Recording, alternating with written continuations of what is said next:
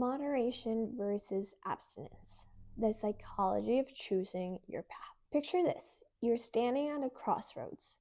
One path says never again, and the other says just less. And somewhere in your mind, there's this nagging question: which one is right for me?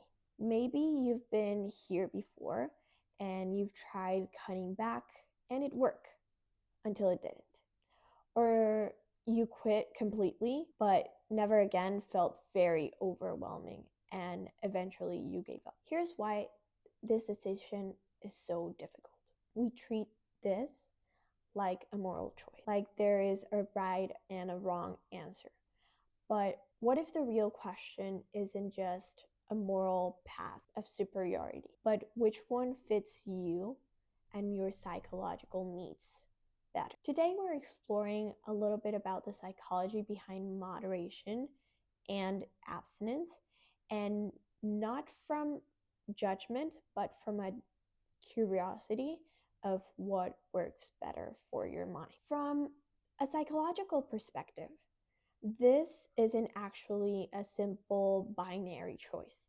It is a very complex decision that involves neurobiology, personal history, unconscious patterns, and even your relational world. So from the biological standpoint, let's start to know what happens to your body when you're drinking. So even one drink can increase your blood pressure within hours, and regular consumption can affect your sleep architecture, preventing a very deep recovery of sleep that your brain needs. Recent neuroscience research has found that consuming alcohol, just 1 or 2 drinks per day, can lead to a measurable thinning of the brain neural cortex over time. And this is from a purely biological standpoint of view.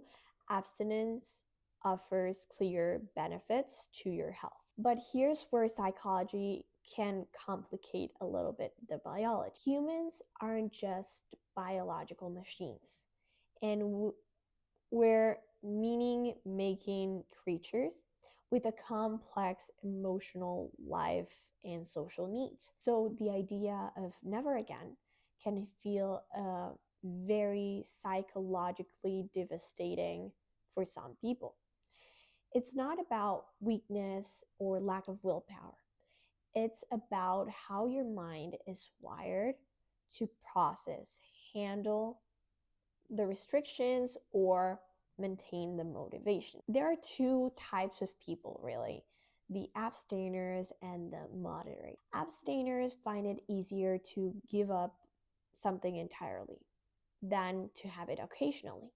They thrive on very clear, firm boundaries, while the abstainer, the mental negotiation of can I have 1 drink tonight, can be exhausting. There's a psychological relief of eliminating the choice completely and no more internal debate, just clarity. On the other hand, we have the moderators. The moderators do better when they reduce the consumption regularly, and for them, never again creates a very psychological resistance, and it feels more as a rule and a deprivation. They prefer an incremental change, and they find motivation in all the small wins. If you are a moderator, you're telling yourself you can never have alcohol might actually increase your desire for it. So the restriction itself becomes the problem. A 2024 study showed that people that are very goal-oriented, they gravitate towards abstinence, while people who see it as a competition and they do prefer moderation. Your brain is literally processing the problem differently depending on your psychological makeup. It's not about being strong or weak. It's about understanding how your mind works. Here's where we need to be honest and talk about what the research shows. So total abstinence shows the clearest results. You have better liver function, you have better blood pressure. It can drop from 20 to 25 points, and you have improvements in your brain health. The evidence is clear, and abstinence is associated with a higher quality of life.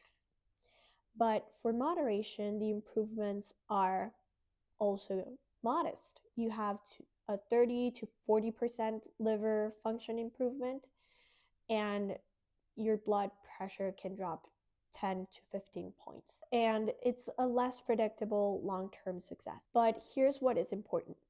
An estimated 65 to 70% of the people struggling with alcohol aren't interested in a lifelong abstinence. Yet they often only see that choice presented for them. When the only path is offered doesn't match your psychological reality, you are less likely to make a change at all. And here's what's crucial to understand. Your drinking isn't really a problem.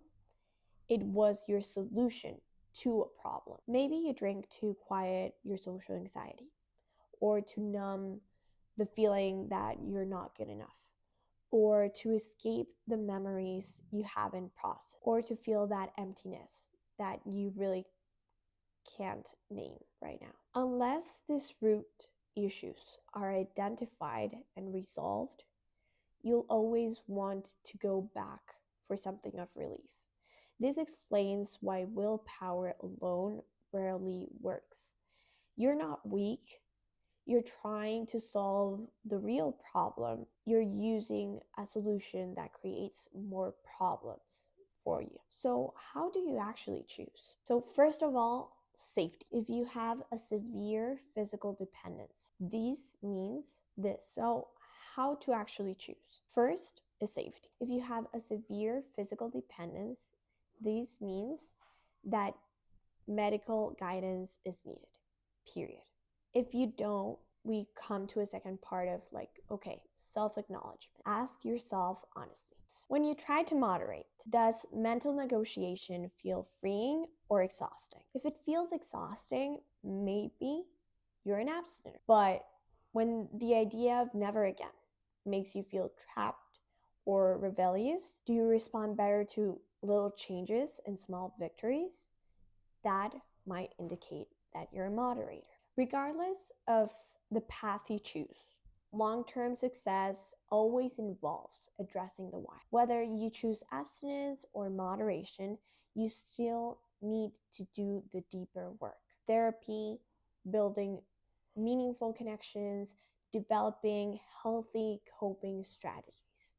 The path you choose is just a framework of that deeper transformation.